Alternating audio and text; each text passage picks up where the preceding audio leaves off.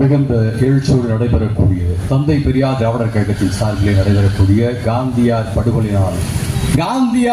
காந்தியாருடைய விழாவை ஏன் பெரியாருடைய அமைப்பு கொண்டாடுகிறது என்று கூட சிலருக்கு தோன்றலாம். ஏன்னா காந்திக்கும் பெரியாருக்கும் தொடர்ச்சியாக முரண் இருந்து கொண்டே இருந்தது. அந்த முரண் என்பது ரெண்டு பேருக்குமான தனிப்பட்ட முரண் அல்ல, இந்த சமுதாயத்தின் மீது ரெண்டு பேருக்கும் இருந்த கருத்தியலின் முரண். அந்த கருத்தியல் காந்தியினுடைய தொடக்க காலம் வேறாக இருந்தது. காந்தியின் வாழ்க்கையை நாம் பிரித்தோம் என்றால் 3 வகையாக பிரிக்கலாம். காந்தி தென்னாப்பிரிக்காவிலே அந்த நிறவெறிக்கு ஆட்பட்ட அந்த காலகட்டத்தினுடைய காந்தி. அதற்கு அடுத்ததாக காங்கிரஸ் இயக்கம் என்ற இயக்கத்தில் இருந்து 1920களில் இருந்த காந்தி. 1920களில் இருந்த காந்தி மிகப்பெரிய சனாதனவாதி. ராமன் தான் கடவுள் என்று தொடர்ச்சியாக சொல்லிக் கொண்டிருந்தவர். இன்னும் சொல்ல போனால் கடவுள் தான் உண்மை என்றே சொன்னார். இப்ப தொடக்கத்தில் பின்னால உண்மைதான்டா கடவுள் சொல்லக்கூடிய நிலைமைக்கு மாறினார். தொடர்ச்சியாக காந்தியை பார்க்கின்றவர்கள் வேற மாதிரி தோணும். காந்தி தொடர்ச்சியாக ஒரே கருத்தியலோடு பயணிக்கவே இல்லையே என்று 1936 காந்தி ஒரு பல்கலைக்கழகத்தில் பேசும்போது சொல்கிறார், என்னை பார்க்கின்றவர்கள் நிறைய பேர் நினைத்துக் கொண்டிருக்கின்றார்கள், இவன் ஒவ்வொரு காலகட்டத்திலும் வேற வேற கருத்தை சொல்றான் என்று. அறிவு என்பது நாளுக்கு நாள் வளர்ந்து கொண்டே இருக்கும். நேற்றைக்கு நான் பார்த்தபோது இருந்த செய்தியும் சிந்தனையும் இன்றைக்கு மாறும். வயதால் என் உடல் பலகீனப்பட்டு வயதாக நோய் நொடியாக நான் பலகீனப்படுவேன். வயதால அந்த விதி என் அறிவுக்கு பொருந்தாது. வயது ஆக ஆக முதிர்ச்சியும் அறிவும் எனக்கு ஏற்படும். ஒரே சம்பவம் சார்ந்த கருத்தை 2-3 தடவை நான் சொல்லியிருந்தா கடைசியா அந்த சம்பவம் சார்ந்த கருத்தை சொல்லியிருக்கேன், அதுதான் என்னுடைய உண்மையான கருத்து என்று காந்தி சொன்னார். அப்ப தொடக்கத்திலே சனாதனவாதியாக அறியப்பட்ட காந்தி 1927 பெங்களூர்ல 2 பேரும் சந்திச்சாங்க. காங்கிரஸ்ல இருந்து பெரியார் வெளியில வந்து பார்ப்பனர் அல்லாததற்கான இயக்கமாக சுயமத இயக்கத்தை ஆரம்பித்து 2 ஆண்டுகளுக்கு பிறகு 2 பேரும் சந்தித்துக் கொண்டிருந்த போது பேசிக் கொண்டிருந்த போது ராஜாஜியும் உடன் இருந்தார். அப்பதான் காந்தி கேட்டது, ஏன் நீங்க இந்த இந்து மதத்துல இருந்துகிட்டே இந்து மதத்தை சீர்திருத்தம் பண்ணலாமே, ஏன் இந்து மதத்தை வெளியில இருந்து எதிர்க்கிறீர்கள் என்று கேட்டபோதுதான் பெரியார் சொன்னார், இங்க இருந்துகிட்டே எல்லாம் சீர்திருத்தம் பண்ண முடியாது. அப்படி ஒருவேளை நீங்க செஞ்சா இங்க இருக்க பாப்பா உங்களை உயிரோட விட மாட்டான்னு சொன்னார். அதுதான் முக்கியமானது. இங்க இருக்கிற விட மாட்டாங்கிறது இல்லை, இங்க இருக்கிற பாப்பா உங்களை விட்டு வைக்க மாட்டான் என்று பெரியார் சொன்னார். அப்பதான் காந்தி கேட்டார், ஏங்க நாட்டுல நல்ல பாப்பானே இல்லையா, பிராமணர்கள் நல்லவர்களே இல்லையா? எனக்கு தெரியாதுங்க, ஒருத்தர் இல்லைன்னாரு பெரியார். இல்லையா ராஜாஜி இல்லையான்னு அப்பதான் கேட்டார். அப்ப கேட்ட போதுதான் பெரியார் சொன்னார், இல்ல ராஜாஜி ரொம்ப நல்லவர், மிக திறமையானவர், படித்தவர். ஆனால் அத்தனை செயல்களையும் அவர் எதற்கு செலவிடுவார்னா தன் இனத்தின் மேன்மைக்கு செலவிடுவாரே தவிர பொதுமக்களின் நலத்துக்கு செலவிட மாட்டார். எனவே யார்கிட்ட அவருக்கு ராஜாஜி இருக்கும் போதே தன் நெருங்கிய நண்பர், அந்த நண்பர் இருக்கும் போதே சொன்னார், இவர் தன் இனத்துக்கு செலவிடுவார். அப்ப இல்ல எனக்கு தெரிந்து காந்தி சொல்றார், எனக்கு தெரிந்து ஒரு நல்ல பார்ப்பனர் இருக்கிறார் பாமனர், யாருன்னா கோபாலகிருஷ்ண கோகலே. அப்பதான் பெரியார் சொன்னார், ஐயா உங்களை எல்லாரும் இந்திய நாட்டுல மகாத்மான்னு சொல்றாங்க, மகாத்மாவான உங்க கண்ணுக்கே இந்தியாவில் இருக்கக்கூடிய பாப்பாலே ஒருத்தன் தான் நல்லவன்னு தெரியுது. நான் ஆத்மாவை நம்பாத சராசரி மனுஷன், என் கண்ணுக்கு ஒரு பாப்பான்னு யோக்கியனா தெரியல. நான் பெரியார் யோக்கியனா தெரியல என்றுதான் இன்றைக்கு நடந்துகிட்டு இருக்கு. 20களில் பேசிய போது காந்தியை மிக நுட்பமாக நம்பிய பார்ப்பன கூட்டம் 27க்கு பிறகு அவர் பேசிய பேச்சுகளை வைத்து அவரை மிக தீவிரமாக கண்காணித்தது. காந்தி கடைசியாக 30ல மட்டும் சாகல, ஜனவரியில 48-30ல மட்டும் சாகல. அதற்கு முன் 7 முறை அவர் மீது தொடர்ச்சியாக கொலை முயற்சி நடந்துச்சு. அதே ஜனவரி 20ஆம் தேதியும் கொலை முயற்சி நடந்தது, வெடிகுண்டு வீசப்பட்டது. இத்தனையிலும் தப்புனார் காந்தி. அந்த 20ஆம் தேதி வெடிகுண்டு வீசப்பட்ட பிறகு கூட காந்தி அந்த பிரார்த்தனை கூட்டத்தில் பேசும்போது சொன்னார், யாரோ வீசிட்டாங்க பரவாயில்ல, அவர்கள் ஏன் என்கிட்ட வந்தாங்கன்னா பேசிக்கலாம் 2 பேரும் கருத்தை, ஏன் இப்படி வன்முறையில் இறங்குறாங்கன்னு தெரியல. ஆனா எனக்கு சாவை பத்திய பயம் இல்லை, ஏன்னா என் ஜோசியக்காரன் சொல்லியிருக்கான் நான் 125 வயது வரை வாழ்வேன்னு சொல்லிக்கிட்டு இருந்த காந்திய எந்த பார்ப்பனியர் ஜோசியத்தை நம்ப வச்சுச்சோ அதே பார்ப்பனியும் சுட்டுக் கொண்டார். அவர் சுட்டுக் கொண்டதனுடைய நோக்கம் சனாதனத்தை காந்தி எதிர்த்தார். ஏன்னா கடைசியாக கோட்சே வாக்குமூலம் கொடுக்கப்பட்டது செய்திகளில் என்ன கோட்சே சொன்னா நீதிமன்றத்தில்னா காந்தியை நான் ஏன் சுட்டுக் கொண்டேன் என்பதற்கு பல காரணம். எல்லாரும் நாம நினைத்துக் கொண்டு இருப்பதை போல காந்தியை அவன் சுட்டுக் கொண்டான்னா பாகிஸ்தானும் இந்தியாவும் பிரிந்தது, எனவே பிரிந்த போது அவருக்கு கொடுக்க வேண்டிய 75 கோடியை கொடுன்னு சொன்னார், எனவே சுட்டான் என்பதில்லை. நாடு பிரிவினைக்காக தான் சுட்டான் என்பதில்ல, நாட்டு பிரிவினையை காந்திக்கு முன்னே பேசியது முன்மொழிந்தது பட்டேல் என்ற பார்ப்பன. நியாயமா அப்படி கொண்டு இருக்குன்னா யாரு கொண்டு இருக்கணும்? இன்னைக்கு உயரமா செலவச்சிருக்கானே நம்ம காசுல அந்த பட்டேலை கொண்டு இருக்கணும் பாப்பா, கொல்லல. ஏனென்றால் பார்ப்பன சனாதன மனநிலை நிறைந்த பட்டேலை அவர்கள் கொல்ல விரும்பல.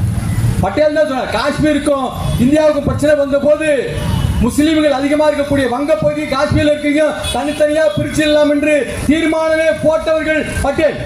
அது வேற வழி இல்லாம நம்முடைய நேரு உட்பட ஏற்றுக்கொண்டார்கள்.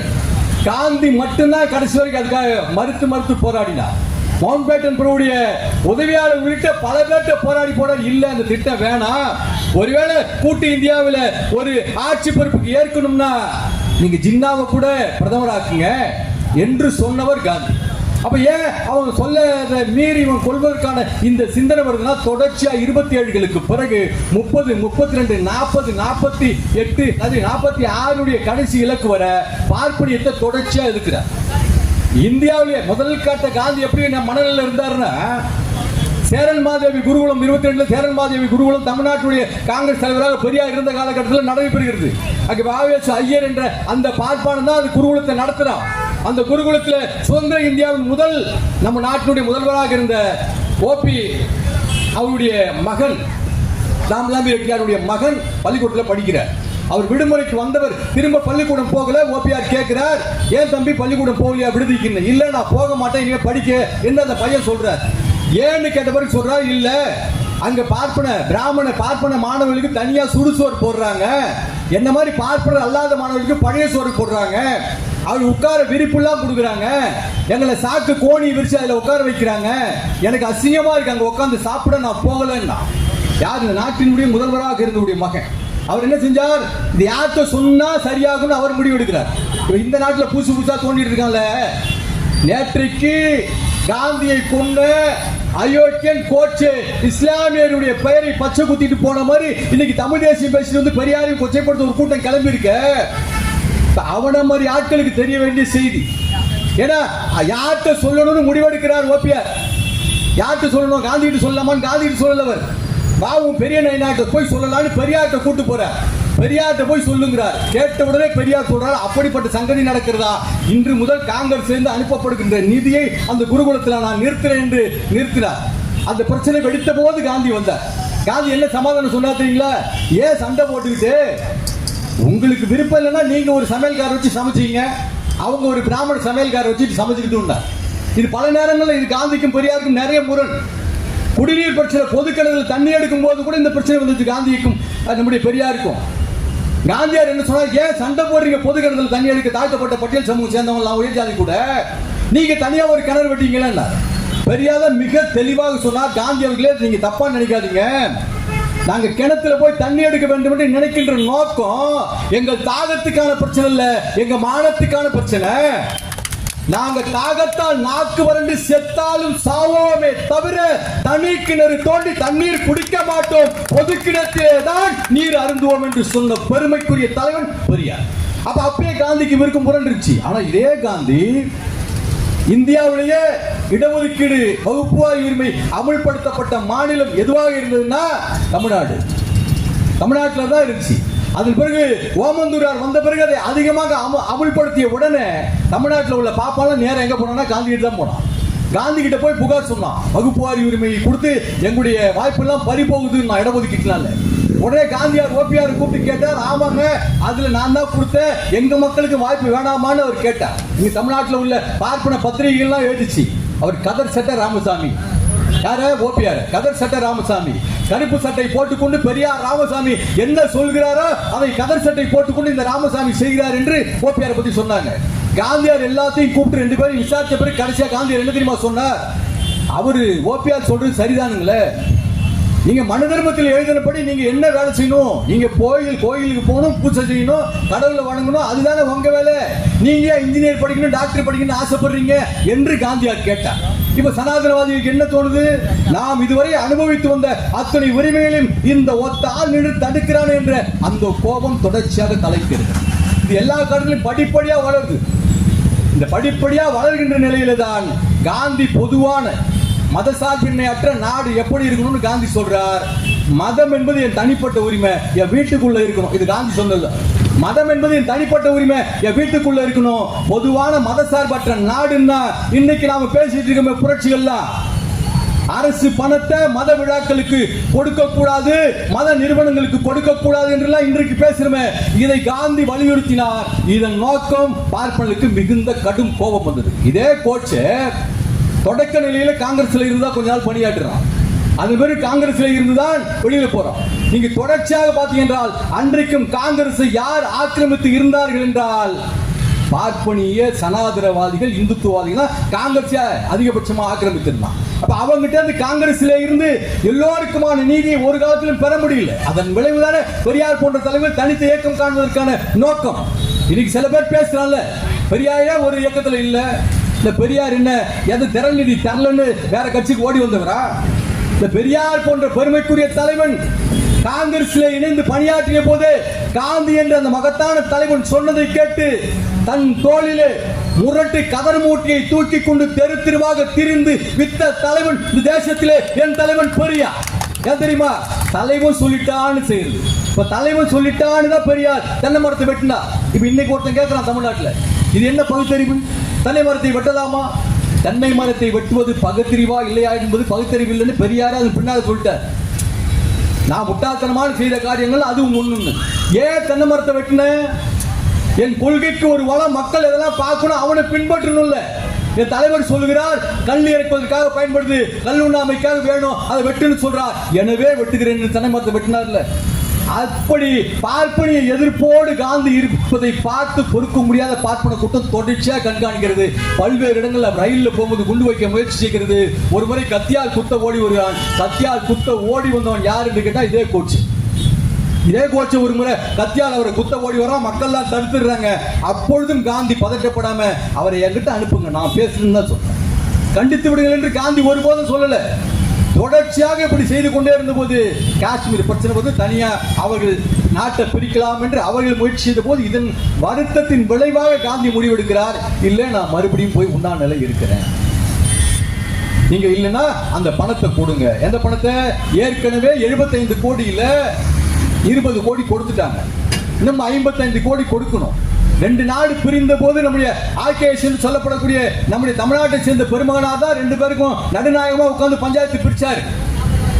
ஒரு மேசை இருக்குன்னா ஆளுக்கு பாதி மேசை, 2 விளக்கமாறு இருக்குன்னா ஆளுக்கு ஒரு விளக்கமாறு, இப்படித்தான் எல்லாம் பிரிக்கப்பட்டது. 75 கோடியில் 20 கொடுத்துட்டீங்களே, மீதி 55 கொடுங்கள் என்று சொன்ன போது கொடுக்க மாட்டேன் என்று நம்முடைய பெருமைக்குரிய இன்றைக்கு சிலையாக இருக்கக்கூடிய பட்டேல் சொல்றார். ஏன்னா காஷ்மீரில் அவங்க வந்து எங்கள்கிட்ட சண்டைக்கு போட வராங்க, காஷ்மீர் அவர்கள் பிடிக்க வருகிறார்கள், எனவே நாங்கள் கொடுக்க முடியாது என்றார். நீங்கள் கொடுக்கவில்லை என்றால் நான் உண்ணாவிரதம் இருப்பேன் என்று சொல்லிவிட்டு பிர்லா மாளிகையில் போய் உண்ணாவிர நிலை இருக்கிறார். எல்லோரும் வற்புறுத்தி பார்க்குறாங்க, உண்ணாவிலிருந்து ஒரு வாரில் 12ஆம் தேதி ஜனவரி 12ஆம் தேதி பட்டேல் அறிவிக்கிறார் நான் கொடுக்க மாட்டேன்னு. 13ஆம் தேதி உண்ணாவிர நிலையை தொடங்குகிறார், பட்டினி போற தொடங்குகிறார் காந்தி. 13ஆம் தேதி ஆகுது. 14, 15 தேதிகளில் நேரு உள்ளிட்ட தலைவர்கள் வந்து இல்ல உண்ணாவிர நிலையை நீங்க முடிவுக்கு கொண்டு வாங்க, உங்கள் உடல்நிலை தாங்காது என்று சொல்கிறார். இல்ல இல்ல நீங்க எல்லாரும் ஒத்துக்கிட்டு சமமா வாழ்வோன்னு கையெழுத்து போட்டு தந்தா நான் என் உண்ணாவிர நிலையை முடிவுக்கு கொண்டு வருகிறேன் என்று சொல்கிறார் காந்தி. 15 தேதிகளுக்கு பிறகு காங்கிரஸ் உள்ளிட்ட மற்ற இஸ்லாமிய சமூகம் உள்ளிட்ட மற்ற தலைவர்கள் எல்லாம் கையெழுத்து போட்டார்கள். அந்த கையெழுத்து கடிதத்தோடு காந்தியின் உதவியாளர் உள்ளே வருகிறார். படுக்கையில் இருந்த எழுந்து காந்தி கேட்கிறார், எல்லாரும் கையெழுத்து போட்டாங்களா? அவர் இல்லை என்று இழுக்கிறார் உதவியாளர். யாரு அவங்க மட்டும் போடலையா என்று காந்தி கேட்கிறார். ஆமா, இந்துத்துவவாதிகளும் RSS காரர்கள் மட்டும் கையெழுத்து போடல. ஆம், அவர்களுக்கு இந்த நாட்டின் மீது அவ்வளவு அக்கறை இருக்கிறது என்று காந்தி சொல்லிவிட்டு மறுபடியும் முன்னாளிலேயே படுத்துக் கொண்டார். அதன் பிறகு ராஜேந்திர பிரசாத் உள்ளிட்ட தோழர்கள் தான் போய் எல்லாரையும் வேற வழியே இல்லாம சமாதானப்படுத்தி அவர்கள் எல்லோரையும் கூட்டி வந்து காந்தி இடத்திலே 17ஆம் தேதிக்கு பிறகு எல்லோரும் கையெழுத்து போட்டதாக ஒரு கடிதத்தை காட்டுகிறார்கள். அப்பொழுதும் காந்தி சொன்னார், என் பிணத்தின் மீது தான் இந்த நாடு பிரியும் நினைச்சேன், அப்படிப்பட்ட சூழல் உருவாயிடுச்சு, என் பிணத்தின் மீது தான் இந்த நாடு பிரியும் என்று காந்தி சொன்னார். காந்தி சொன்ன இதே வேளையிலே இதை வைத்தே கோட்சே இந்த நாடு பிரிவதற்கான காரணம் வரும்போது, இந்த நாடு விடுதலை அடைவதற்கான காரணம் வரும்போது தன் தோழர்களோடு RSS கொடியை ஏற்றி அதே சொன்னான். கோட்சே பொது இடத்திலேயே பேசினான், காந்தி சொன்னார், என் குணத்தின் மீதுதான் இந்த நாடு பிரியும்னு. நாடு பிரிஞ்சிருச்சு, காந்தி இன்னும் உயிரோட இருக்கிறாரு என்று கோட்சே பேசினார். இன்னைக்கு பேசுறான் உள்ள வெடிகுண்டு வீசிடுவோம் நம்ம மேல. அவனெல்லாம் பாதுகாத்து கொண்டு இருக்கிறதுல அரசுகள்லாம்.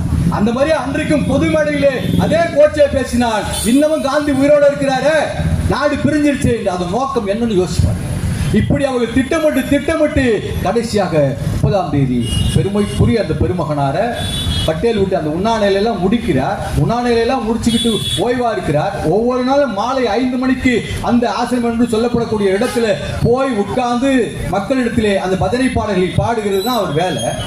அன்றைக்கும் படேல் உள்ளிட்ட தலைவர்களா பேசிக்கிட்டு இருக்காங்க. நேரம் கடந்து போயிட்டு 5 மணிக்கு மேல ஆயிடுச்சு. பதறி போய் காந்தி எழுகிறார், இல்ல நான் குறித்த நேரத்தில் போய் எல்லா வேலையும் செய்யணும், கடவுளை தொழக்கூட எனக்கு வாய்ப்பு இல்லாம செய்திருக்கீங்களே, நீங்க புறப்படுங்க, நான் போறேன் என்று சொல்லிவிட்டு தன் உதவியாளர்களோடு தன் பேத்திகளோடு தோளில கை போட்டுக் கொண்டு காந்தி வருகிறார். காந்திக்கு எதிரே வந்தவன் சொல்கிறான், நமஸ்தே காந்திஜி, நீங்க ரொம்ப லேட்டா வரீங்க போல இருக்கேன்னு. ஆமாம், நேரம் கடந்து விட்டது என்கின்றார். கடந்து விட்டது என்று சொல்லி நிபுணருக்குள் 3 தோட்டாக்களை அவர் விழாப்புறம் நுரையீரல் உள்ளிட்ட பகுதியிலே இறக்கி விட்டு போச்சு. கோட்சேவை பிடிப்பதற்கு எல்லோரும் போராடி காந்தியை ஒரு பக்கம் பிடிக்கிறார்கள், கோட்சே ஒரு பக்கம் பிடிக்கிறார்கள். கோட்சேவை பிடித்த உடனே முதல் குரல், இங்க தமிழ்நாட்டிலே ஒரு குரல் கிடைச்சல. இந்தியாவினுடைய முன்னாள் பிரதமராக இருந்த ராஜீவ் காந்தி இறந்த உடனே, அவர் கொல்லப்பட்ட உடனே விடுதலை புலிகள் தான் கொண்டான்னு இவனே நேரில் போய் பார்த்த மாதிரி இங்க சில பேர் சொன்னான்ல, அந்த மாதிரி காந்தி இறந்த உடனே ஒரு முஸ்லீம் காந்தியை கொன்று விட்டான் என்று பரப்பினார். இதை கேட்டு அவசரமாக மவுண்ட் பேட்டன் உள்ள வர, மவுண்ட் பேட்டன் உள்ள வரும்போது மவுண்ட் பேட்டன் போய் இங்க இருக்கக்கூடிய அதிகாரி சொன்னா, ஒரு முஸ்லீம் காந்தியை மகாத்மாவை கொன்னுட்டான் என்று வேகமா சொன்னான். அவனை மிக கடுமையாக முறைத்து பார்த்து அவர் சொன்னார், சுட்டவன் யார் என்று உனக்கும் தெரியும் எனக்கும் தெரியும், வாயை மூடிக்கொண்டு போ என்று சொல்லிவிட்டு அவர் உள்ளே போனார். பார்ப்பனியன் தான் சுட்டான் என்று தெரிந்து மகாராஷ்டிரா முழுவதும் பார்ப்பனின் வீடுகளை தேடி தேடி அடித்தார்கள். கேட்கிறாங்க, இங்க பெரியார் தான் எல்லா இடத்துக்கும் போனாரான்னு. பார்ப்பனர் போய் அங்க சொன்னது யாரு? பார்ப்பன் நம்ம நாட்டுக்கு சம்பந்தம் இல்லாத அவன் தான் பாபுஜியை கொண்டான்னு அங்க சொன்னது யாரு? பார்ப்பார்கள் வீடு தேடி அடித்தார்கள், இந்துத்துவ இயக்கத்தினுடைய வீடு தேடி அடித்தார்கள். இதே வீர சவர்கர் என்று சொல்லப்படுறவர்கள், வீர சவர்கர் அவன் என்ன தெரியுமா பண்ணா, அவன் வீட்டை தாக்க முற்பட்டாங்க, அவன் வீட்டை அடித்து நொறுக்கப்பட்டது. சாவர்கர் சதன் அவன் எங்க தெரியுமா பதுங்கிருந்தான்? கட்டலுக்கு கீழே பதுங்கிருந்தான். யாரு? வீர சவர்கர் கட்டலுக்கு கீழே பதுங்கிருந்தான். காவல்துறை தான் மீட்டது. அன்றைக்கு மகாராஷ்டிராவுடைய உள்துறை அமைச்சராக இருந்த பார்ப்பனர் தான், திவாரி என்ற பார்ப்பனர் தான் இந்த இந்துத்துவவாதிகளை எல்லாம் கைது செய்து சிறையிலே வைத்து காப்பாற்றினார். அதன் பிறகு அவரே தன்னுடைய வாழ்க்கை வரலாறு 2 புத்தகம் எழுதி 2வது பாகத்தில் இதையெல்லாம் சொல்கிறார். 1/2 டஜன் பார்ப்பனர்கள் காந்தி கொலையிலே பங்கு பெற்றார்கள். பார்ப்பனர் எழுதுனது, இது பெரியார் எழுதல, பார்ப்பனர் எழுது. 1/2 டஜன் பார்ப்பனர்கள் காந்தி கொலையிலே பங்கு பெற்றார்கள் அவர் எழுதினார். சாவர்கர் உள்ளிட்டவர்கள் தான் இங்க இவருடைய துப்பாக்கி வாங்கி கொடுத்தவர் என்று எல்லோருக்கும் தெரியும். நீதிமன்றத்தில் வழக்கு நடந்தது. ராஜேந்திர பிரசாத் தான் மிக கோபமாக சொன்னார், நீதிமன்றத்தில் குற்றவாளிக்கு எதிராக வழக்கு நடப்பது போல தோணல, குற்றவாளி ஒரு கதாநாயக பிம்பத்தோடு கட்டியமைக்க எழுப்பப்பட்ட வசதிகள் போல் தெரிகிறது, என் மனம் அங்கே நிற்க கூசுகிறது என்று அந்த விவாதத்தை பார்க்காம நீதிமன்றத்திலிருந்து வெளில வந்தார் ராஜேந்திர பிரசாத். அப்ப நீதிமன்றங்களுடைய தீர்ப்பின்படி அவருக்கு தண்டனை வழங்கப்பட்டது.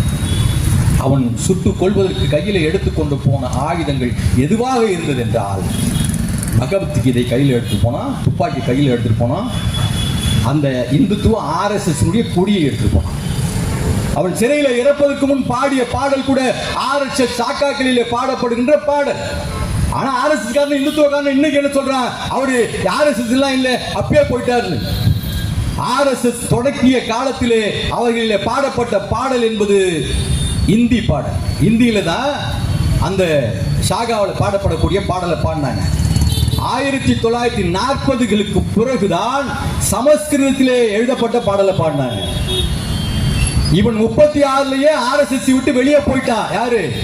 கோட்சே RSS விட்டு வெளியில போயிட்டான் 36 என்று சொன்னார்கள். ஆனால் 40களுக்கு பிறகு பாடப்பட்ட சமஸ்கிருத பாடல், அந்த பாடல ரகசியமா தான் வச்சிருப்பான், எல்லாருக்கும் தெரிஞ்சிடாது.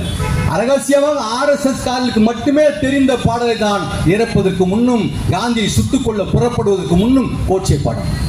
கோட்சேவுடைய தம்பி கோபால் கோட்சே விடுதலையாகி வெளியிலே வந்த போது, நான் கோட்சே பேசுகிறேன் என்று மும்பையிலே நாடகம் நடத்தினான். நாம வாழ்ந்த காலத்தில் அந்த நாடகங்கள்ல நாங்கள் தான் காந்தியை சுட்டுக் கொண்டோம், ஏன் கொண்டோம் என்று சொல்லக்கூடிய அளவிலே நாடகத்தை நடத்தலாம். நம்முடைய அரசுகள் பார்த்து கொடுத்தாங்க. நமக்கு நல்லா தெரியும் யார் சுட்டு கொன்றது என்று, அந்த நோக்கம் என்னவென்று தெரியும்.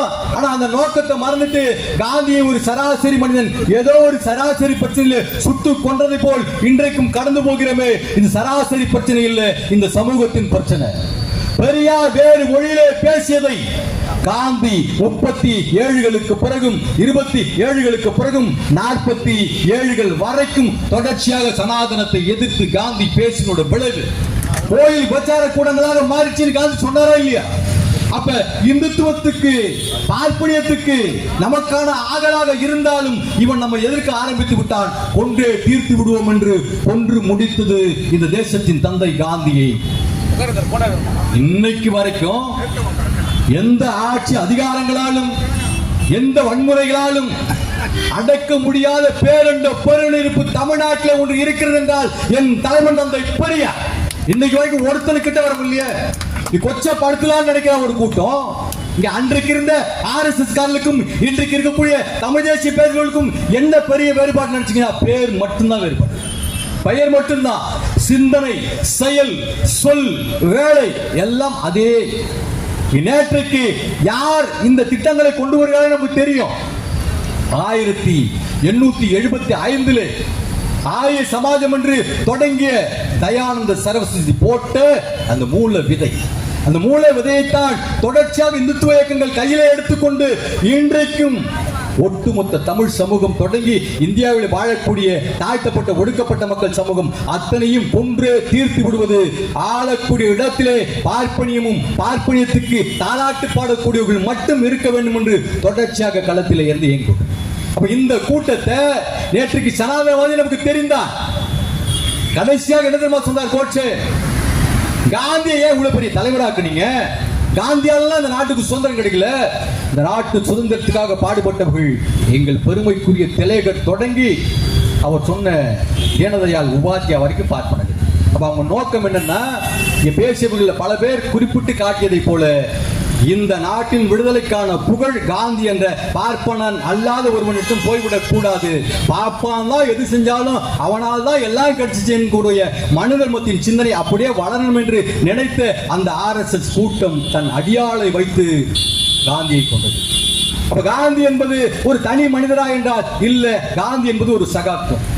சாதி ஒழிப்பதற்கான சகாப்தம், மதவெறிக்கு எதிரான சகாப்தம், பெண்ணினங்கள் பேசக்கூடிய சகாப்தம், எல்லோரும் சமம் என்று சொல்லக்கூடிய சகாப்தம். அந்த சகாப்தத்தை யாரெல்லாம் எந்த நாடுகளில் முன்னெடுக்கிறார்களோ அவர்களை அப்புறப்படுத்துவது, அழித்தொழிப்பது இந்துத்துவத்தின் வேலையாக இருக்குது. அப்ப நேற்றைக்கு நேரடி வாரிசாக போச்சே போன்ற அடியால் கிடைத்தால் இன்றைக்கு அடியால் கிடைக்கலன்னு ஒண்ணு சாவர்கர் மாதிரி பாப்பா பின்னாடி இருந்துட்டு தொடர்ச்சியாக தன் கருத்துக்களால் இயங்குகின்றான். அந்த கருத்துக்களின் காலில் விழுந்து அவன் கொடுக்கக்கூடிய எச்சிலை குடித்து வாழ இந்த இனத்தை சேர்ந்த சிலரும் அந்த எச்சிலுக்காக, எச்சிலின் சுவைக்காக பெரியார் போன்ற பெருமைக்குரிய தலைவர்களை மிக மோசமாக அவர் சொல்லாத கருத்துக்களை மிக இழிவாக தமிழ்நாட்டில் உழவ விட்டு மிக பெரும் கலவரத்தை தூண்ட திட்டமிடுகிறார். அவர் நோக்கம் என்ன?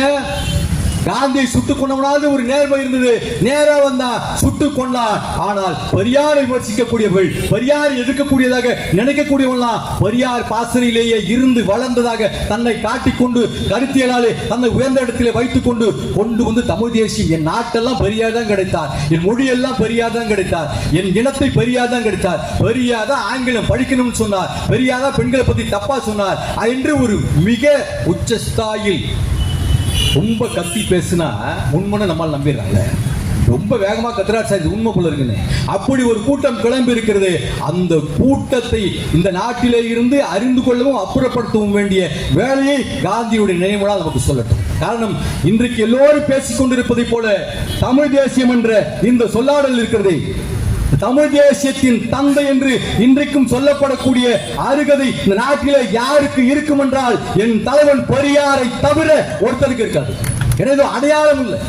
காங்கிரஸ் இருந்த போதே என் தலைவர் பெரியார் நடத்திய ஏட்டுக்கு பெயர் குடியரசு, திராவிடன், விடுதலை, உண்மை, புரட்சி, யார் பெரியார் நடத்திய ஏட்டுக்கு பிறகு உங்க தபித்தை ஏடுகள் நடத்திய அந்த யோக்கியதை தெரியுமா தெரியாதா?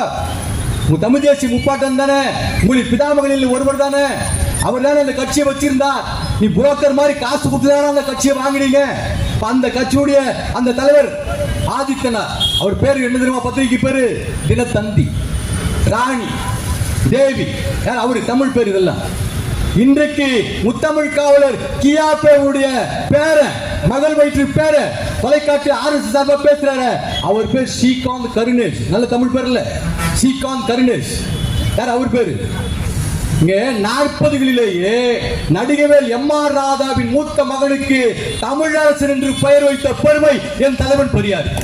அப்பயே தமிழ்நாட்டில் இருக்கக்கூடிய தமிழ் பெயர்களை வைக்கக்கூடிய பெருமை யார் கொண்டு வந்தால்? என் தலைவன் பெரியார். பெரியாரை போன்ற தலைவர் கொண்டு வரலன்னா இன்னைக்கு நமக்கு என்ன பேரு? மண்ணாங்கட்டி, அமாவாசை நமக்கு பேரு. ராப்பிச்ச வெள்ளையா இருந்தா அவனுக்கு விரு கருப்பு சாமி. வெள்ளையா அவன் தான் வெள்ளையா இருக்கான, வெள்ளை சாமி பேர் வைக்கல, கருப்பு சாமி. அப்படி பெருமைக்குரிய போராளி பழனி பாப்பா தான் சொல்லுவார், பெரியார் செஞ்சதுல ஒரு சிம்பிள் லாஜிக். என்ன சிம்பிள் லாஜிக் தெரியுமா? பெரிய மாட்டெல்லாம் பெரியார் அடிச்சு பிடிச்சலாம் பண்ணல பெரியார். பாப்பான நம்ம சாமின்னே கும்பிட்டு இருந்தோம். பாப்பான பார்த்தா வாங்க சாமி கும்பிடுற சாமின்னோம். இந்த பயலெல்லாம் எப்படா சரி பண்றதுன்னு பெரியார் பார்த்தார். நம்மளால கூப்பிட்டார், அவனுக்கு ஐயா சாமி பேர் வச்சார். இப்ப பாப்பா அவனை எப்படி கூப்பிடணும்? வாங்க ஐயா சாமி தானே கூப்பிடணும், ஐயா சாமி தானே கூப்பிடணும். மாடா சாமின்னு பேர் வச்சார், மாடா சாமி தானே கூப்பிடணும். ஐயா துரன் பேர் வச்சார், பாப்பா எப்படி கூப்பிடுறது?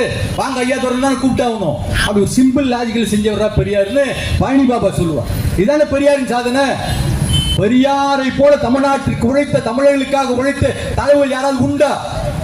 சென்னை பச்சையப்பன் கல்லூரியில அன்றைக்கு 21ல் சென்னை பச்சையப்பன் கல்லூரியில சமஸ்கிருத ஆசிரியராக இருந்த குப்புசாமி சாஸ்திரி என்பவருக்கு மாத சம்பளம் 300 ரூபாய். தமிழ் ஆசிரியராக இருந்த நமச்சிவாய முதலியாருக்கு 81 ரூபாய். தமிழாசிரியருக்கு 81 ரூபாய், பார்ப்பன சமஸ்கிருத ஆசிரியருக்கு 300 ரூபாய். இதை மாற்றியது யார் தெரியுமா? தொடர்ச்சியாக தன் ஏடுகளில் எழுதி எழுதி கண்டனத்தை பதிவு செய்து செய்து இவருக்கு 300 ரூபாய் சம்பளத்தை மாற்றிய பெருமை என் தலைவன் பெரியார். ஏதோ ஒற்றை வார்த்தையை கடந்து போகக்கூடிய தலைவன் அல்ல பெரியார். இப்படி வார்த்தைகள் ஜாலங்களால பெரியாரின் புகழை மறைத்துலாம் யாரும் நினைச்சிடாதீங்க. ஒருவர் நின்று கொண்டு நாம் இந்த இடத்துல பேசுவதற்கான வாய்ப்பு, அருகதை, ஆற்றல் இருக்கிறது என்றால் அதற்கான அடித்தளத்தை தன் வாழ்நாளிலே தொடர்ச்சியாக இட்ட தலைவன் பெரியார். இன்னைக்கு காவல்துறையில பல பேர் இருக்கோம்ல, உயர் பதவிகள். காவல்துறையில பட்டியல் சமூகம் என்று சொல்லப்படக்கூடிய நம்முடைய தாழ்த்தப்பட்ட ஒடுக்கப்பட்ட மக்கள் எப்ப தெரியுங்களா சேர்ந்தாங்க? நீதி கட்சி ஆட்சியில தான் அவர்கள் வேலைக்கே போக முடிஞ்சிச்சு. முதல் முறையா இந்தியாவிலே முதல் முறை தமிழ்நாட்டில் தான் நீதி கட்சி ஆட்சியில பட்டியல் சமூகத்தை சேர்ந்தவங்க போனாங்க. 24ல் தான் 1924ல் தான் பட்டியல் சமூகத்தை சேர்ந்தவர் ஒரு உதவி ஆய்வாளர், ஆணையாளர் அல்ல, உதவி ஆய்வாளராக இந்தியாவிலேயே ஒரு பட்டியல் சமூகத்தை சேர்ந்தவர் 24ல் தான் வேலைக்கு போக முடிஞ்சிச்சு. அதற்கு காரணம் பெரியாரும், பெரியாருக்கு முன்னோடியான நீதி கட்சி. அப்ப தமிழ்நாட்டின் வளங்கள அப்ப இதையெல்லாம் சொல்லிக் கொண்டிருக்கும் போது அந்த இல்ல நீங்க வஉசிக்கு நிகரா பெரியார் யாரு? பெரியார் யாரு நிகர்னு வஉசிட்ட போய் கேளு. தமிழ் தென்றல் திருவிக்காவிடத்துல போய் கேளுங்க. தமிழ் தென்றல் அவர் பேரு. அவரை விட பெரிய தமிழ் உண்டா? தமிழ் தென்றல் திருவிக்கா சொல்லுகிறார், திராவிட இயக்கத்தை பெரியார் தந்தைன்னு சொன்னா அந்த இயக்கத்தை தாயாக இருந்து வளர்த்தவனா, எனக்கும் திராவிட இயக்கத்துக்கும் திராவிட கழகத்துக்கும் சொந்தம் உண்டுன்னு கோவையில திராவிட நாடு என்ற படத்தை திறந்து வச்சு பேசும்போது நம்முடைய பெருமைக்குரிய தமிழ் தென்றல் தெரிவிக்க சொல்ற திராவிட நாடு படத்தை திறந்து வைத்து பேசும்போது நம்முடைய பெருமைக்குரிய தெரிவிக்க சொல்ற பெருமைக்குரிய வஉசி நாகப்பட்டினத்தில் நடைபெறக்கூடிய சுயமரியாதை இயக்க மாநாட்டில் கலந்துகிறார். தன் உடல்நிலை பலகீனப்பட்ட பிறகு பலகீனப்பட்டதோடு வந்து கலந்துகிட்டு பெரியார் படத்தை திறந்து வைக்கிறார். மாநாட்டில் அவருக்கு என்ன வேலை? பெரியார் படத்தை திறந்து வைப்பது. பெரியார் படத்தை திறந்து வச்சுட்டு அவர் பேசுகின்ற வார்த்தைகள் என்ன தெரியுமா? இந்த படத்தை உங்க ஒவ்வொருத்தர் வீட்டிலையும் மாட்டுங்க, நீங்க வாழக்கூடிய இடங்கள் எல்லாத்திலையும் மாட்டுங்க, நீங்க வேலை செய்யற அலுவலகம் செல்லக்கூடிய இடங்கள்ல மாட்டுங்க, மாட்டிட்டு சும்மா இருந்துடாதீங்க. காலையில் ஒரு முறை, மதியம் ஒரு முறை, மாலை ஒரு முறை, இரவு ஒரு முறை, 4 வேளை அந்த படத்துக்கு எதிரே நெடுஞ்சான் கடையாக விழுந்து கும்பிடுங்க என்று சொல்லிவிட்டு அவர் விழுந்து கும்பிடுறார். யாரு? வஉசி. பெரியார் பதறி போய் தூக்குறார், என்னங்க இப்படி பண்றீங்கன்னு. வஉசி சிம்பிள் லாஜிக்லயே சொன்னார், அந்த பாப்பார பைய காலில் நம்ம எல்லாம் ஊந்துகிட்டு இருக்காங்கல்ல, அதை மாற்றணும்னா நம்ம இப்படிதாங்க செய்யணும்னு. யார்? வஉசி. தன் மகனுக்கு வேலை கேட்டு நீங்க சிபாரிசு செய்யுங்கள் என்று யாருக்கு எழுதினார்? வஉசி. திலகரை தலைவராக ஏற்றுக்கொண்ட வஉசி திலகருக்கோ எந்த பார்ப்பனருக்கோ எழுதல, பெரியாருக்கு எழுதினார். என் மகனுக்கு போலீஸ் வேலைக்கு நீங்க உதவி செய்யுங்க நாயக்கர் என்று பெரியாருக்கு எழுதினார். தமிழ்நாட்டில் எந்த தலைவனை கொண்டு வந்தாலும், இப்ப நேற்றுக்கு முந்தா நாள் பேசுறார், படிக்க வச்சுதான் நீங்க தான். அண்ணாவை நீங்களா படிக்க வச்சீங்க? ஆமாண்டா, அண்ணாவை நாங்க தான் படிக்க வச்சோம். அண்ணாவை பெரியார் தான் படிக்க வச்சார். சராசரி 8 அறிவோடு இருந்த பேரறிஞர் பெருந்தகை அண்ணா செங்குந்தர் இளைஞர் மாநாட்டுக்கு முதல் முறை வந்தபோது தலைவர் பெரியாரின் பேச்சை கேட்ட பிறகுதான் களத்தில் நின்று நான் உங்களோடு உழைப்பேன் என்று சொல்லிவிட்டு பெரியாரோடு பின்தொடர்ந்தார் என்றால் அண்ணாவை படிக்க வச்சது பெரியார் தானே. இவன் நம்மால் ஏதாவது சொல்லணும்ல, வாய் இருக்கு என்பதற்காக எதையாவது சொல்லணும். பெண்களுக்கெல்லாம் உரிமை அவரை வாங்கி கொடுத்தார். யார் கூட வேணாலும் போய் சொன்னார். யார்? பெரியார். பெண்களுக்கான உரிமை பெரியார் தான் வாங்கி கொடுத்தார். படிக்கணும்னார், கல்வி அறிவு பெறணும்னார், தனித்து சிந்திக்கணும் ஆற்றல்னார். இல்ல ஔவையார்லாம் படிக்கலையா? யார்? அவங்க பாட்டி. ஔவையார் படிச்சாங்க, ஔவையாருக்கு பிறகு எந்த பொம்பளையும் ஏன் படிக்கல? வேலுநாச்சியார் படிக்கலையா? வேலுநாச்சியார் படிச்சாங்களா? வேலுநாச்சியார் தங்கச்சி அவங்க மகள்லாம் ஏன் படிக்கல? கேட்கணும்ல. அப்ப ஏற்கனவே படிப்பதற்கான வாய்ப்பு இருந்தது, எவனோ ஒருத்தன் மறுத்துட்டான்ல, தடை பண்ணிட்டான்ல. அதை தடையை சொல்லி இதெல்லாம் தடை பண்ணிட்டாண்டா நாமளும் படிக்கணும், இது உனக்கான நாடு, உனக்கான உரிமைன்னு சொல்வதற்கு ஒருத்தர் வேணும்ல. அப்படி சொன்ன தலைவன் பெரியார். ஏன்னா பெண்களுக்கெல்லாம் கைப்பெண்ணுக்கெல்லாம் மனமனம் பெரியார் காலத்துல தான் நடந்துச்சு. உதவி திருமணம்லாம் யார் சொன்னா? நாங்களாம் அந்த காலத்திலேயே அண்ணன் இறந்து போயிட்டாருன்னா தம்பிக்கு கல்யாணம் பண்ண வைப்போம். புதுசாக கண்டுபிடிச்சிருக்கோம். அண்ணன் இறந்து போயிட்டாருன்னா தம்பிக்கு கல்யாணம் வைப்போம். நாங்கள் அப்பயே கைப்பெண் மனமனத்தை ஏற்படுத்தியிருக்கோமே. என்ன பெரியார் புதுசா யாரும் கேட்குறோம்? பெரியார் செய்ததற்கும் அப்படி நடந்ததுக்கு என்ன வேறுபாடு தெரியுமா? நடந்தது. தமிழ்நாடு தொடங்கி பல்வேறு இடங்கள்ல, பல்வேறு குடும்பங்கள்ல அண்ணன் திருமணம் செய்திருக்கிறவர் இளவயதில் இறந்து போயிட்டார், திருமணம் செய்யாமல் இருக்கக்கூடிய தம்பிக்கு அந்த பெண்ணை திருமணம் செய்வதற்கெல்லாம் நடக்கும். அது எதுக்கு நடக்கும்னு யோசிப்பார். சொத்தை காப்பாத்த தானே. வேற சாதியில கல்யாணம் பண்ணி வைப்பான், சாதி மாற்றா கல்யாணம் பண்ணி வச்சாங்க, அதே சாதியில அவனுக்கு தானே பண்ணி வச்சாங்க. அப்ப அன்றைக்கு நடந்தவை சொத்துக்கான திருமணம். பெரியார் நடத்திய கைம்பெண் மறுமணம் இருக்கிறது, அது பெண்ணின் சுயமரியாதைக்கான திருமணம். சுயமரியாதை பெண்ணுக்கு ஏற்படுத்த வேண்டும் என்று உழைத்த தலைவர் பெரியாரா இல்லையா? அப்ப அந்த தலைவரை மிக கொச்சைப்படுத்தி விட்டு ஒருத்தன் வாழ்ந்தாலும் அந்த நாட்டில் நினைக்கிறான்னா யோசிப்பாங்க. உலகத்தின் தலை சிறந்த தலைவர் பெரியார். 2 முறை வெள்ளைக்காரர்கள் அழைத்து இந்த நாட்டின் முதல்வராக ஆகுங்கள் என்று சொன்னபோது கூட இல்லை இல்லை, அது எனக்கு சரிப்பட்டு வராத பதவி, அந்த இடத்துல இருந்தா நான் சிலருக்கு ஒத்து போகணும், என் கொள்கை நான் நேரடியாக சொல்ல முடியாது, என் கொள்கை என்பது அழித்தொழிக்கும் பணி, நீங்கள் எதெல்லாம் சரி என்று இந்த சம்பிரதாயங்கள் சொல்லி இந்த நாட்டை கட்டுப்படுத்தி வைத்திருக்கிறீர்களோ அதை அடித்து நொறுக்கி சமப்படுத்துவதுதான் என் பணி, எனவே நான் முதல்வரா வாய்ப்பு எனக்கு இல்லைன்னு சொன்னவர் அவரு. ஈழத்தில் இருக்கிறவர் என் முதலமைச்சரா இருங்க ஒரு மாகாணத்துக்கு சொன்ன போது, நான் அப்படிலாம் முதலமைச்சராக இருப்பது என் கனவல்ல, இந்த தேசம் விடுதலை பெற வேண்டும் அதுதான் என்று கனவென்று சொன்னவர் அவரு. 2 பேருக்கும் புதுசா இங்க இருக்கிற சண்டை போட்டுருவார். 2 பேருக்கும் புதுசா சண்டை போட்டுருவார். புலித்தலைவன் பிரபாகர் என்ற பெருமைக்குரிய தலைவன் தமிழ்நாட்டு கடற்கரையிலே கால் வைத்த போது போராளி தலைவன் பிரபாகரன் சொன்னது, நான் தமிழ்நாட்டு கடற்கரையிலே நானும் காசியானவனும் கால் வைத்த போது எங்களை ஓடி வந்து அழைத்து இறுகப்பற்றி ஒரு கை குலுக்கியது, அந்த கைக்கு சொந்தக்காரன் திராவிட கழகத்துடைய பொதுச் செயலாளர் வீரமணி என்று சொன்னவர் பிரபாகரன். அப்ப பெரியாரின் தோழர்கள் தான், பெரியார் இயக்கத்தின் தோழர்கள் தான் புலிகளுக்கான அத்துணை வழியில் சென்றார். 16 மாவட்ட தலைவர்கள் செயலாளர்கள் ராஜீவ்காந்தி கொலை வழக்கிலே உள்ளா போய் கொடுமையை அனுபவித்தவர்கள் திராவிடர் கழகத்துடைய தோழர்கள் 16 பேர். பல பேருடைய வீடு அந்த காலகட்டத்திலே தாக்கப்பட்டது. என் வீட்டெல்லாம் கல்லடிச்சுக்காங்க, அவனு இறங்கி பெரிய வேலையெல்லாம் செஞ்சு வரல. ஆனா எங்க வீட்டுல பெரியார் குடும்பம், பெரியார் படமும் பிரபாகரன் படமும் இருக்கும்னு தெரிஞ்சு 3வது தலைமுறை திராவிட இயக்கத்தை சேர்ந்தவன் வீடு இது என்று தெரிந்து வடசெல்ல இருக்கும்போது எங்க வீட்டிலே கல்லடிச்சிருக்காங்க. எத்தனை பேர் காவல்துறையில அடிபட்டு இன்றைக்கும் நடக்க முடியாத பெரியாரின் தோழர்கள் இருக்காங்க தெரியுமா? எனக்கு பக்கத்தில் உட்கார்ந்து சார், 2008 ரயில் மறியல் சென்னையில் ஒன்று நடந்துச்சு. திராவிட கழகத்துடைய தலைமை அலுவலகம் பெரியார் திடலிருந்து ரயில் மறியல் நடந்துச்சு. பல்வேறு அமைப்புகளை சேர்ந்தவங்க எல்லாம் கலந்துக்கிட்டாங்க. அது இன்னைக்கு அதிபரும் கலந்துக்கிட்டா. என் பக்கத்துல தான் உட்கார்ந்துருந்தாரு. என் பக்கத்துல உட்கார்ந்து இருந்துக்கிட்டு நான் ஒரு பாட்டு பாடிக்கிறேன், எனக்கு ஒரு வாய்ப்பு கொடுங்க தோழன் என்கிட்ட தான் கேட்டாரு. இன்னைக்கு நான் அதே பழைய ஸ்கூட்டர்ல தான் வர்றேன். பாவம் மானத்தமிழ் பிள்ளை, ஏழை பிள்ளை, இசுகால போற. நீங்க பெரியாரியவாதிகள் தன் சொத்தை சுகத்தை இழந்து இந்த சமூகம் வாழ வேண்டும் என்று களத்திலே நின்று பெரியார் காலம் தொடங்கி இன்னைக்கு பிரபாகரனுக்காக உழைத்த காலம் வரை களத்திலே நின்றவன் பெரியாரின் தொண்டகன். ஒத்த பைசா சம்பாதிச்சு தன் வாழ்க்கையை மேம்படுத்தணும்னு நினைத்ததே இல்லை. ஒத்த போட்டாவை காட்டி ஒட்டுமொத்த இனத்தையும் அடிமைப்படுத்தி மூளை செலவு செய்து கீழ்த்தரமான எண்ணம் கொண்டவர்களாக மாற்றி வைத்திருக்கக்கூடிய ஒருவன் கோட்சேவை விட கொடியவனா இல்லையா? காந்தியார் நினைவு நாள்ல நாம் கையில எடுக்க வேண்டிய பெரும் ஆயுதம் எது தெரியுமா? சாதி ஒழிப்பு.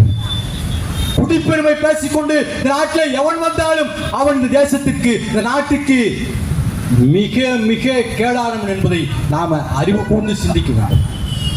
கோட்சே காலத்தில் கூட கொஞ்சம் நாகரிகம் இருந்தது. அவன் இந்துத்துவாதி என்று எல்லோருக்கும் தெரிந்தது. ஆனால் இன்றைக்கு நம் அருகிலே இருக்கக்கூடியவனே மிக கீழ்த்தரமான மிக மோசமான வேலைகளை செய்யக்கூடியவனா மாறி இருக்கான். அப்படி இவர்களெல்லாம் அப்புறப்படுத்த வேண்டும் என்றால் அந்த கருத்தியல் ஆயுதமாக எது தமிழ்நாட்டை களம் அமைத்து போராடி நம்மை காக்கும் என்றால் பெருமைக்குரிய தலைவர் பெரியாரின் கருத்தியல் ஆயுதம். அதனால்தான் தமிழ்நாட்டில் ஒத்தை சொல்லோடு காந்தியார் இறந்த போது பெரியார் நினைத்திருந்தால் தமிழ்நாட்டில் ஒற்றை அக்ரகாரம் பார்ப்பன கூட்டம் இருந்திருக்காது. பெரியார் வன்முறை நடந்த போது எல்லோரும் வந்து நீங்க அவங்களை காப்பாத்துங்க என்று கேட்டபோது பெரியார் தான் வானிலையில் போய் பேசினார். பேசியவன் கொன்றவன் யார் தெரியுமா? அவன் ஒரு சனாதன இந்து.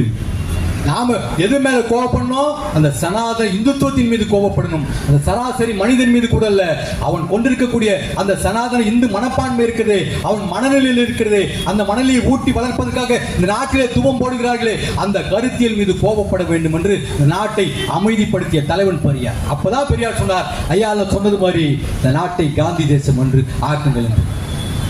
பெருமைக்குரிய பேரறிவாளர் அண்ணல் அம்பேத்கர் இரட்டை வாக்குரிமை கேட்டு எழுதிய போது காங்கிரஸில் இருந்த காந்தி உண்ணாவிரதம் அதற்கு எதிராக இருந்த போது இந்தியாவில் இருக்கக்கூடிய எந்த தலைவரும் அமைதியாக இருந்த போது தமிழ்நாட்டிலிருந்து ஒரே ஒரு தலைவர் மட்டும் அண்ணல் அம்பேத்கருக்கு தந்தி கொடுத்தார். அந்த காந்தி செத்தா சாகட்டும், ஒத்த காந்தி செத்து போன அந்த நாட்டுக்கு ஒரு நட்டமும் இல்லை. ஆனா நீங்க இந்த திட்டத்தை கைவிட்டீங்க, கோடானு கோடி தாழ்த்தப்பட்ட ஒடுக்கப்பட்ட மக்களின் வாழ்வு பறிபோயிடும். காந்தியை விட இந்த மக்களின் வாழ்வு நமக்கு முக்கியம் என்று சொன்ன பெருமைக்குரிய தலைவன் பெரியார் தான் சொன்னார், இந்த நாட்டுக்கு காந்தி தேசம்னு வைங்க. காந்திக்கு பெருமை அல்லது, காந்தியை பெருமைப்படுத்தும் நோக்கம் அல்ல. இந்த நாடு மதசார்பற்ற நாடாக காந்தி தன் கடைசி காலத்திலே எது சொல்லி இருந்தாலும், சனாதனம் சொல்லி இருந்தாலும், சமஸ்கிருத வேத மந்திரங்கள் சொல்லி இருந்தாலும் நமக்கு சரி வரலனா அதை மாத்திக்கிட்டு போகலாம் என்று சொன்னவர் காந்தி. அந்த சனாதன எதிர்ப்பாளர் காந்தியின் பெயரில் நாடு இருக்க வேண்டும் என்று பெரியார் விரும்பினார். ஆனால் இன்றைக்கு இருக்கக்கூடிய இந்துத்துவவாதிகள் காந்தியை ஒழித்துவிட்டு இந்த நாட்டிலே அரசியல் சட்டத்தையும் ஒழித்துவிட்டு சனாதனம் மட்டும்தான் ஆள வேண்டும் என்று தொடர்ச்சியாக களத்திலே இறங்கி ஆட்சி அதிகாரங்களை கைப்பற்றியதன் விளைவாக இந்த தமிழ்நாடு தொடங்கி பல்வேறு நாடுகளிலே எதெல்லாம் இந்துத்துவதற்கு சனாதனத்துக்கு எதிர்ப்பாக இருக்கிறதோ அந்த கருத்தியலை அழித்தொடிக்க ஆட்களை தயார் செய்கிறார்கள். அப்படிப்பட்ட ஆட்கள் தமிழ்நாடு முழுக்க, இந்தியா முழுக்க, தென்புலம் முழுக்க உருவாகி இருக்கின்றார்கள். அப்படிப்பட்ட ஆட்களையும் நாம் இனம் கண்டு அந்த கருத்தியலை தமிழ்நாட்டில் இருந்து ஒழித்து முற்றும் முழுமையாக ஒழித்துவிட்டு தமிழ்நாடு மட்டுமல்ல இந்தியா முழுமைக்கும் மத சார்பற்ற தன்மையை கொண்டு போய் சேர்ப்போம். பிஜேபியோ இந்துத்துவவாதியோ மனிதர்ம கூட்டமோ நினைத்துக் கொண்டிருப்பதை போல தமிழ்நாட்டிலே மட்டுமல்ல இந்தியாவிலே கூட எந்த இடத்திலேயும் அடுத்து வரக்கூடிய காலகட்டங்களிலே உங்கள் கால் அல்ல காலின் கட்டை விரலை கூட ஊன விடமாட்டோம் என்ற உணர்வை, மான உணர்வை, இன உணர்வை, மொழி உணர்வை, மதசார்பற்ற உணர்வை தந்தை பெரியாரின் கருத்துக்கள் உங்களுக்கு வழங்கட்டும் என்று சொல்லி செங்கதிர் பகலில் மட்டும் செழுந்திங்கள் இரவில் மட்டும் தங்கமோ தேயும் மட்டும் தம் மக்கள் வாழ மட்டும் அங்கமோ சாயும் மட்டும் ஆசை உயிர் போக மட்டும். ஆனால் எங்கள் தலைவர் பெரியாரின் கொள்கை இருக்கிறது, இது இந்த அகிலம் உள்ள மட்டும், இந்த மனித சமூகம் உள்ள மட்டும். அப்படிப்பட்ட கொள்கையை மக்களிடத்தில் கொண்டு போய் சேர்ப்போம். அதற்கான உணர்வை, இந்த உணர்வை இந்த கூட்டம் உங்களுக்கு வழங்கட்டும் என்று சொல்லி தந்தை பெரியார் திராவிட கழகத்துடைய தோழர்கள் அத்தனை பேருக்கு நெஞ்சார்ந்த வாழ்த்தையும் பாராட்டையும் சொல்லி விடைபெறுகிறேன். நன்றி. காட்டுமிராண்டிகள் 500 கோடி மக்கள், 450 கோடி மக்கள் உள்ள உலகம்னா அதிலே நாமெல்லாம் காட்டுமிராண்டிகள், கீழ் மக்கள். ஈன ஜாதி மக்கள். ஆந்திர மாத்திரம் மேல ஜாதி, பொம்பளை எல்லாம் விவசாயி மக்கள். சாஸ்திரப்படி கடவுள் கட்டளைப்படி எவன் சிந்திச்சா அதனால மக்களிடத்துல பெரிய வேலை செய்ய வேண்டியது. பத்து போட்டு ஆகாது, மருந்து கொடுத்து ஆகாது, கிழிக்கணும். மேஜர் ஆபரேஷன் பண்ணாதான் நம்ம சுற்றி உருப்படி ஆகும்.